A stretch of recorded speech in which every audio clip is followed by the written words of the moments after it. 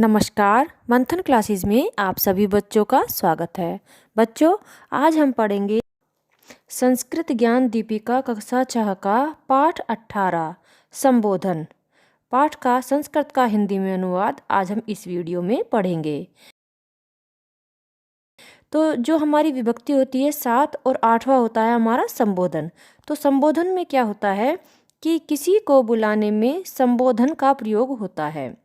जैसे हम किसी व्यक्ति को पुकारते हैं, किसी को बुलाते हैं या किसी का जो नाम होता है, तो जब हम उसे पुकारेंगे तो हम कहेंगे अरे इधर आना, या हे तुम क्या कर रहे हो, है ना। तो इस तरह संबोधित करके हम बात करते हैं। तो इसका जो वाक्य होते हैं, इस वाक्य में चिन्ह होते हैं हे, अरे, भोहा। जो आपको हे के आगे लगाना है अरे और भो। जिस व्यक्ति का हम नाम लेंगे या जिसे हम पुकारेंगे तो उसके आगे हमें ये संबोधन का चिन्ह लगाना है। तो इसमें वार्तालाप हो रही है। सुरेश कहता है देवेश से, हे देवेश। तो देवेश के आगे संबोधन का चिन्ह लगा है त्वम कुत्र गच्छसि, तुम कहाँ जा रहे हो। देवेशः, देवेश कहता है हे सुरेशः। जिस व्यक्ति का हम नाम लेंगे उसके आगे ये चिन्ह लगाना है। अहम उद्यानम गच्छामि, मैं बगीचे को जा रहा हूँ। रेखा, हे लते त्वम कस्मिन् विद्यालये पठसि, तुम किस विद्यालय में पढ़ती हो। तो जो रेखा है वो लता को संबोधित करते हुए कहती है कि हे लते। लता कहती है हे रेखे, अहम राजकीय विद्यालये पठामि, हे रेखा मैं राजकीय विद्यालय में पढ़ती हूँ। सप्तमी विभक्ति पढ़ी थी हमने। तो विद्यालय सप्तमी विभक्ति में पर का चिन्ह होता है, तो इसमें हमारी सप्तमी विभक्ति आई है। हे लते, रेखा कहती है हे लते त्वम केन सह विद्यालयम गच्छसि, तुम किसके साथ विद्यालय जाते हो। तो हमने पढ़ा था सह के योग में तृतीय विभक्ति आती है। तो इन छोटी छोटी बातों का ध्यान अगर हम रखें तो हम संस्कृत का हिंदी में अनुवाद और हिंदी से संस्कृत में बहुत आसानी से बना सकते हैं। लता, हे रेखे अहम तु जनकेन सह गच्छामि। तो लता रेखा को संबोधित करते हुए कहती है कि हे रेखा अहम मैं तो जनकेन पिता के सह माने साथ, गच्छामि माने जा रही हूँ। तो जनकेन सह इसमें कौन सी विभक्ति है बच्चों? तृतीय विभक्ति, क्योंकि पिता के सह माने साथ। अब एक और वार्तालाप आपकी पुस्तक में दिखाई गई है।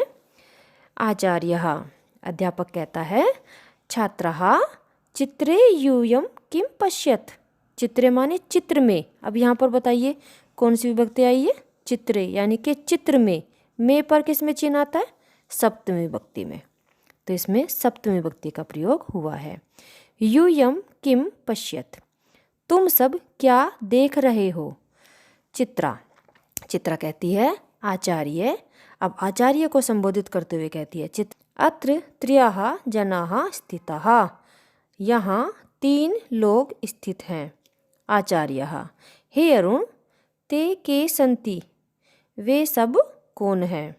अरुणः, अरुण कहता है आचार्यः एते तु रामः लक्ष्मणः सीता च, ये तो राम, लक्ष्मण और सीता हैं। जिस प्रकार इंग्लिश में एंड बीच में लग जाता है, राम एंड लक्ष्मण, ऐसे नहीं लगाना। संस्कृत में कैसे लगते हैं? सबका नाम लेने के बाद चा माने होता है और, तो लास्ट में हम चा शब्द लगाते हैं।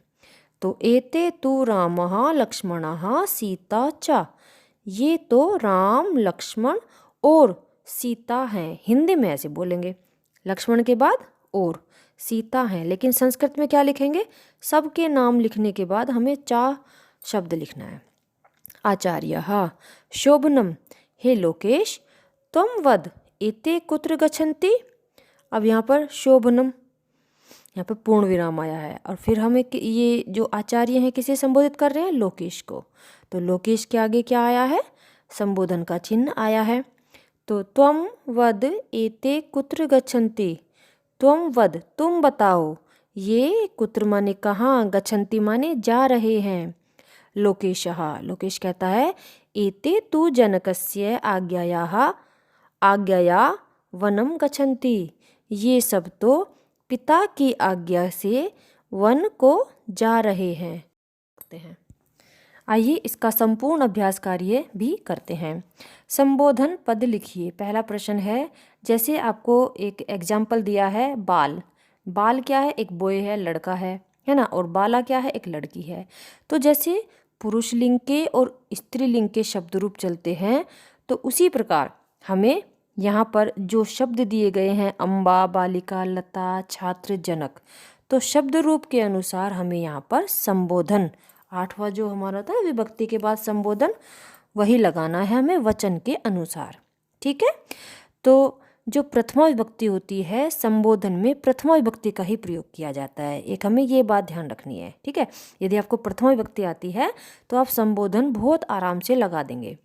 तो जैसे अम्बा है, अम्बा तो एक है ना, इसमें एक अम्बा है, तो हमें एक वचन में ही जाना है। तो हे अम्बा।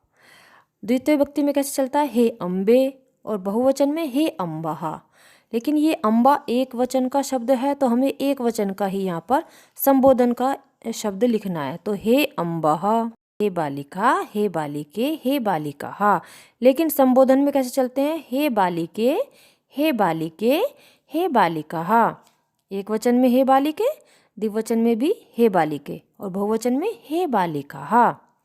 ऐसे ही लता के शब्द रूप कैसे चलते हैं स्त्रीलिंग में? हे लता, हे लते, हे लताः प्रथमा विभक्ति में।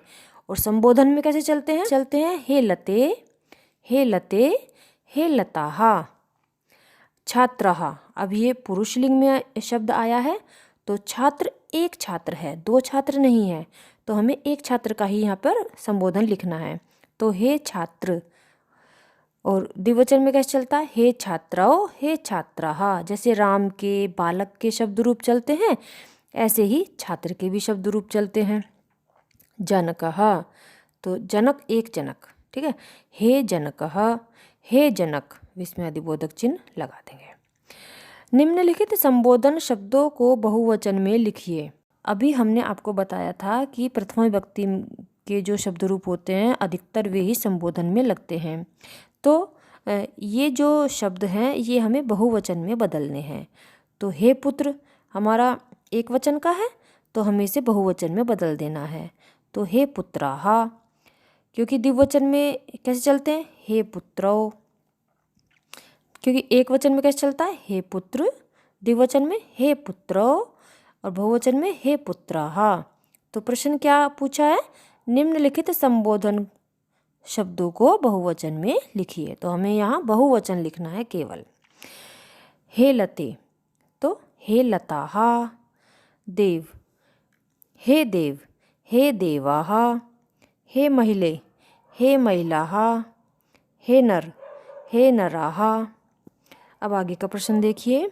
निम्नलिखित संबोधन शब्दों को निर्देशानुसार बदलिए। इन्होंने निर्देश दिए हैं कि कुछ वाक्य आपको द्विवचन में, कोई शब्द द्विवचन में, एक वचन में, द्विवचन में, द्विवचन में और एक वचन में, ऐसे ही आपको बदलने हैं। तो जैसे इन्होंने एग्जाम्पल दिया है हे शिष्य, तो एक शिष्य है, तो आपको किस में बदलना है? द्विवचन में। तो हे शिष्यौ। अब हे छात्राः, तो छात्राः बहुत सारे छात्र हैं, तो इन्होंने कहा है इस बहुवचन को एक वचन में बदलिए। तो हे छात्र। हे नराः, तो इसे हमें बदलना है द्विवचन में। तो हे नरौ। अब हे आचार्य, तो इसे द्विवचन में बदलना है हे आचार्यो। हे महिलाः, तो इसे किस में बदलना है? एक वचन में, हे महिले, है ना। तो ऐसे ही हमें शब्द रूप याद करने होंगे, तभी हम इन शब्दों को बदल सकते हैं बहुत आसानी से। निम्नलिखित वाक्यों में उचित संबोधन शब्द लगाइए। तो ये हमें शब्द दिए हैं रेखा, बालिका, बालक, माधव। तो हमें क्या करना है? हम इनको संबोधित करते हुए जैसे बात करेंगे कि जैसे अभी हमने पढ़ा था वार्तालाप में, हे लते, है ना, हे माधव, हे अरुण, ऐसे हमने ये पढ़े थे। तो हमें ऐसे ही इनको संबोधित करते हुए शब्दों को लगाना है। तो हे बाला, हे बालाहा। तो यूयम, यूयम माने क्या होता है, तुम सब, है ना, तुम सब कुत्र क्रीडत, तुम सब कहाँ खेल रही हो। तो यहाँ पर हमें इसलिए बालाहा क्योंकि बहुत सारी लड़कियाँ खेल रही हैं, तो हमें कहाँ से ध्यान रखना है कि हमें एक वचन लगाना है या द्विवचन या बहुवचन। ठीक है, तो जो वाक्य दिया गया है यहाँ से हमें देखना है। तो यूयम माने क्या होता है, तुम सब, तो इसलिए यहाँ पर शब्द आया हे बालाहा। ठीक है, अब ये देखिए, त्वम कुत्र गच्छसि, तो यहाँ पे शब्द आया रेखा। ठीक है, तो त्वम माने क्या होता है, तुम, तो यानी कि एक अकेली रेखा ही खेल रही है। तुम कुत्र गच्छसि, तो यानी कि केवल एक रेखा के विषय में ही बात हो रही है, एक, है ना, त्वम माने तुम, तो यहाँ पर हमें एक वचन लगाना है, हे रेखे। अब है यूयम कुत्र पठत, तो बालिका शब्द है, तो यूयम माने क्या होता है, तुम सब, तो हमें यहाँ क्या लगाना है, हे बालिकाहा, बहुवचन लगाना है ना। तो ये सब हमें ध्यान रखते हुए शब्द लगाने हैं। युवाम, युवाम आया ना, युवाम किम लिखतः, तो युवाम माने क्या होता है, तुम दोनों, बालकौ, हे बालकौ युवाम किम लिखत, तुम दोनों क्या लिख रहे हो, है ना। तो माधव शब्द आया है, लेकिन यहाँ पर क्या है, तुम, तुम को यानी कि तुम। ठीक है, तो हमें एक वचन का प्रयोग करना है, हे माधव तुम। तो निम्नलिखित शब्दों के संबोधन कारक में रूप लिखिए। तो जो ये एग्जाम्पल दिया है जैसे बालक का, तो आपको क्या लिखना है, संबोधन की तीनों वचनों में लिखने हैं, हे बालक, हे बालकौ, हे बालकहा। जैसे बालक के शब्द रूप चलते हैं ना, तो ऐसे ही देव के, नर के, सबके पुरुषलिंग में ऐसे ही चलते हैं। तो देखिए, देव के कैसे चलेंगे, हे देव, हे देवौ, हे देवाहा। रमा के कैसे चलते हैं, जैसे लता के, बालिका के चलेंगे ना, ऐसे ही रमा के शब्द रूप चलेंगे, हे रमे, हे रमे, हे रमाहा। नर के कैसे चलेंगे, जैसे देव के और बालक के शब्द रूप चलते हैं, ऐसे ही हे नर, हे नरौ, हे नराहा। छात्रा के शब्द रूप कैसे चलते हैं, जैसे छात्रा क्या है, स्त्रीलिंग में आ रहा है, तो जैसे रमा के, लता के, महिला के, बालिका के शब्द रूप चलेंगे, ऐसे ही छात्रा के चलेंगे। तो हे छात्रे, हे छात्रे, हे छात्राहा। तो बस बच्चों, आज की वीडियो में इतना ही। धन्यवाद।